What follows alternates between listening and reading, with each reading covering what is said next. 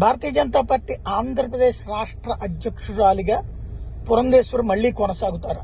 వాస్తవంగా నడ్డా పదవీకాలంతో పాటే నడ్డా పదవీకాలం పొడిగించినప్పుడే మిగతా రాష్ట్రాల అధ్యక్షులు కూడా పొడిగించారు. కానీ అప్పట్లో బండి సంజయ్ది కానీ సోము వీర్రాజు కానీ వీళ్ళకి తీసేసినటువంటి పరిస్థితి ఉంది. అప్పుడే దాని మీద చాలా చర్చ నడిచింది.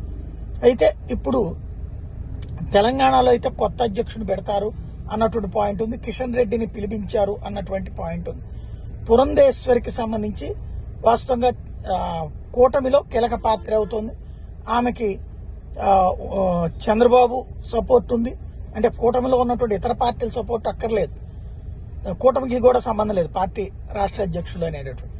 కానీ ఇప్పుడు ప్రస్తుతం ఉన్నటువంటి అనివార్య పరిస్థితుల్లో కూటమి వాళ్ళ అభిప్రాయం కూడా తీసుకోవడానికి ఏమైనా ప్రిపేర్ అయ్యారు. ఎందుకంటే తెలుగుదేశం అనుకూల వర్గం సంబంధించిన కొంతమంది జర్నలిస్టులు ఫోకస్ చేస్తుంది. అయితే పురంధేశ్వరిని మరొక ఏడాది పాటు అధ్యక్షురాలుగా కొనసాగమని చెప్పి ఢిల్లీ నుంచి ఇన్ఫర్మేషన్ ఉందన్నటువంటిది. అదేం జరుగుతుందో చూడాలి.